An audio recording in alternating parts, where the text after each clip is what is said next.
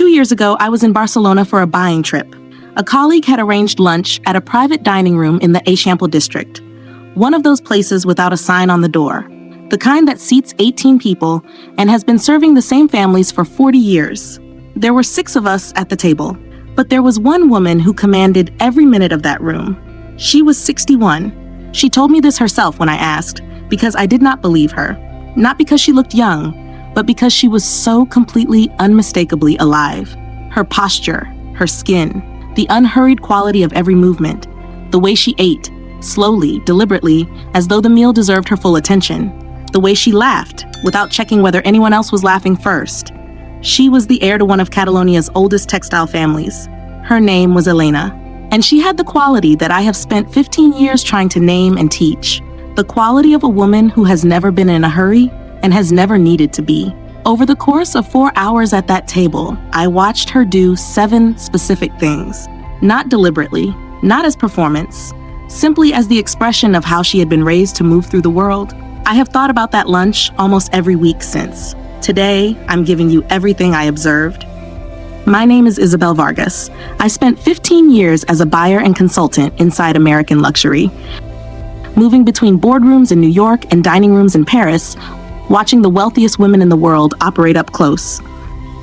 I noticed patterns, habits, invisible signals, things no one was talking about publicly. I built Madre to change that. Every week, I bring you exactly what I observed.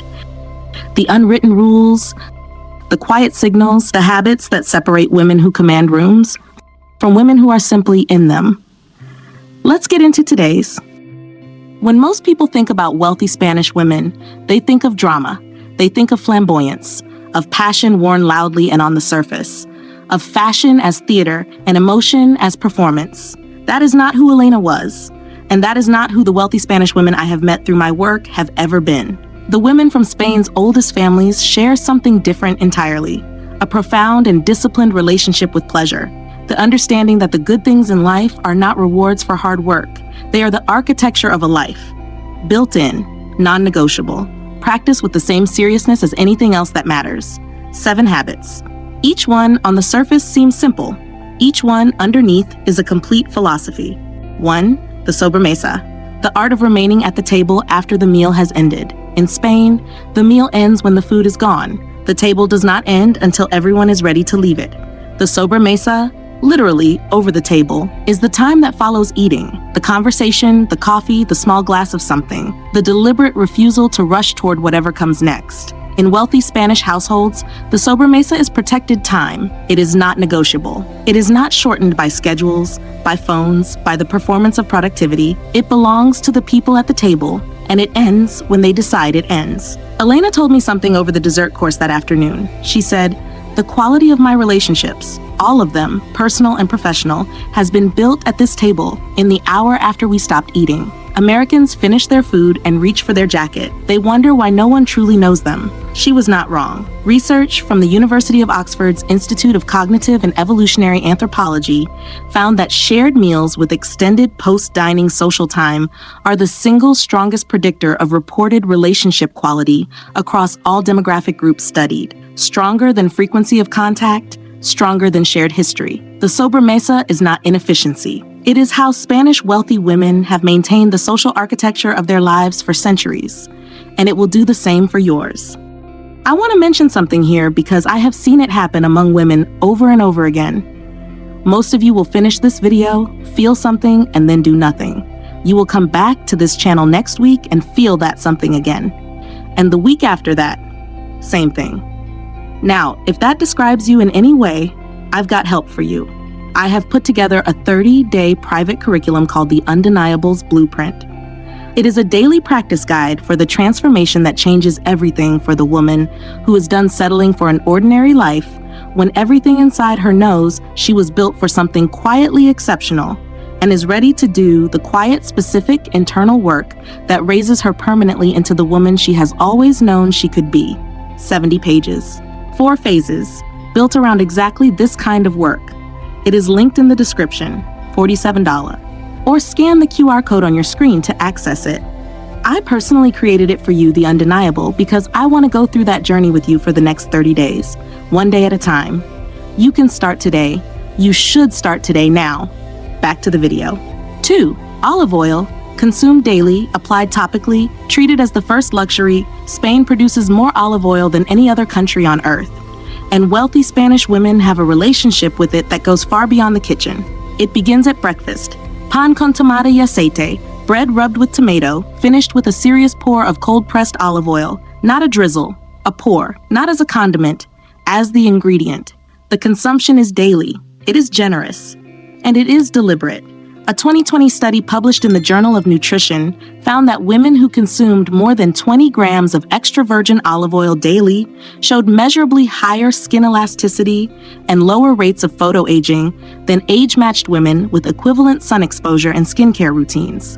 The oleocanthal in high-quality olive oil, the researchers concluded, provides systemic anti-inflammatory protection that topical skincare cannot replicate.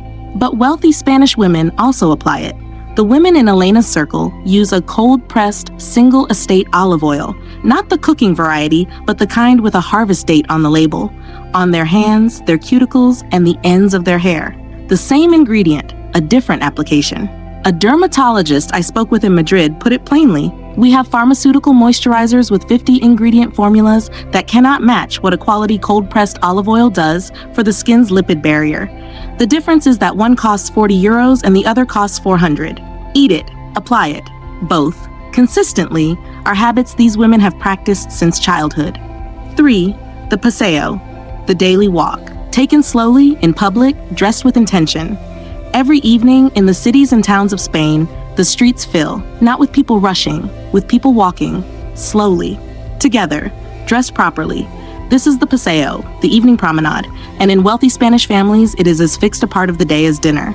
Elena walked every evening, not for exercise, or rather, not only for exercise. She walked because the Paseo is a practice of being seen and seeing others, of moving through your community with dignity, of wearing something considered even for a 40-minute walk around the block, because the Paseo demands it, and you do not go out looking careless. The physical benefits have been confirmed repeatedly. A 2021 study in the British Journal of Sports Medicine found that 30 minutes of moderate walking, done consistently at the same time each evening, reduces cortisol levels more effectively than the same walking done at irregular intervals, because the body's stress response system responds as much to rhythm as to activity. But the social architecture of the Paseo is what separates it from a walk. You will see the same people. You will nod. You will stop. You will have a conversation you did not plan. And you will return home with the particular quality of calm that comes from having been genuinely present in the world for 30 minutes, with no destination and no urgency. I started taking my own version of the Paseo 2 years ago. I dress for it. I leave the phone in my bag. It has changed the quality of my evenings more than anything else I have tried. 4. The siesta as sacred recovery. Not laziness, but the intelligence of rest. The siesta has been mocked, misunderstood, and dismissed by the rest of the world for the better part of a century. It is also one of the most scientifically supported habits on this list. In wealthy Spanish households, the midday break is not a cultural eccentricity. It is a biological protocol, a period of 20 to 40 minutes of rest taken after the midday meal in a darkened room, in silence, without guilt. Elena described it to me as the habit her grandmother called the second morning, the understanding that the day had two halves, and that the quality of the second half depended entirely on whether you had honored the transition between them. The research on this is extensive and unambiguous. A 2019 study published in the Journal of Clinical Endocrinology and Metabolism found that a midday nap of 20 to 30 minutes reverses the hormonal and neuroendocrine damage caused by one night of insufficient sleep. Cortisol levels, norepinephrine levels, immune markers, all measurably restored within a single afternoon rest. A neuroscientist at the University of Salamanca told me, the women in the generations before us who practiced the siesta consistently were not being indulgent. They were performing daily maintenance on a system that everything else depends upon. The cognitive clarity, the emotional regulation, the physical composure. You cannot sustain those things on insufficient recovery, and they knew this before we had the science to prove it. 20 minutes, a dark room, every afternoon that you can manage it. This is not a nap. It is an investment in the quality of the woman you are in the second half of your day. 5. Grooming the hair with oil, the weekly ritual that Spanish women never abandoned. In wealthy Spanish households, the aceite capilar, the hair oil treatment, is a weekly ritual that has been passed from mothers to daughters for generations. Not a serum applied to the ends, not a leave-in conditioner used as an afterthought. A full scalp-to-end treatment applied the evening before washing, massaged in for a minimum of 5 minutes, and left overnight or for several hours to absorb completely. The oils used vary by family and by region. Argan, castor, mixed with a lighter carrier. But the practice is consistent, oil applied with deliberateness before the shampoo strips it. A trichologist I consulted in London, whose clients include women from the oldest families in Europe, said something that reframed everything I thought I understood about hair care. The women with the most extraordinary hair over 50 are almost universally the women who have consistently oiled their scalps since their 20s or 30s. Not one treatment, not a phase. A weekly practice, without interruption, for decades. The compound effect on scalp circulation and follicle health is not reversible in either direction. The Spanish women in Elena's circle did not regard this as a beauty treatment. They regarded it as maintenance, the same category as servicing a fine watch, something you do not skip because the cost of skipping it is not worth it. 6. Wearing real fragrance. One scent, applied with ceremony, every single day. Spanish women of standing do not wear fragrance for occasions. They wear fragrance the way they wear their ring, because it is part of who they are, not part of what they are doing. Elena wore Shalimar. She had worn it since she was 27. Her mother had worn it before her. She applied it every morning with the same deliberateness she applied to everything else. 2 points, on warmed skin from a bottle she kept in a drawer away from the light. When I asked her why the same fragrance for 34 years, she looked at me as though the question surprised her. Then she said, "Because I am the same woman I was at 27. Older, clearer, better, but the same. Why would I smell like someone else?" There is a psychology here that goes beyond fragrance. Research from Rockefeller University on olfactory memory and identity found that a consistent, personal fragrance creates a memory signature in the people around you that is more durable than visual memory or auditory memory combined. The people who love you, the people who work with you, the rooms you enter regularly, they carry you before they see you. That is not vanity. That is the most intimate form of presence. Find your scent. Not your current scent, your scent. Wear it every day. Apply it properly. 2 pulse points on clean skin from a bottle stored correctly. Then wear it until it becomes inseparable from who you are. 7. The culture of quality over volume. Buying fewer things, chosen with total seriousness. I did not see a cluttered surface in Elena's home. Not because it had been cleaned for guests, because there was nothing superfluous to clutter it. Wealthy Spanish women from old families share a philosophy of acquisition that is almost the exact opposite of the consumer culture most women have been trained to inhabit. They buy rarely. They choose with the kind of deliberateness that most people reserve for decisions 10 times the size. And they keep what they buy, for decades, for lifetimes, passing things down, not replacing them. Elena's handbag was not new. It was structured, dark tan leather, deeply worn in a way that spoke of years of careful use. I asked her about it. She said, "My mother gave it to me when I finished university. I have had it repaired 3 times. I will have it repaired 3 more times. I do not understand the relationship other women have with objects, the buying and the discarding and the buying again. Things have memory. You do not throw away memory." A personal stylist in Madrid who dresses executives and old money families told me, "The most elegantly dressed women I have ever worked with own the fewest pieces. Every item was chosen as though it were the last thing they would ever need of its kind, and it usually was." Research from the Journal of Consumer Psychology on possession, attachment, and well-being found that individuals who own fewer, higher quality possessions report significantly higher satisfaction with those possessions, lower levels of decision fatigue, and a stronger sense of personal identity than equivalent individuals with higher volume wardrobes.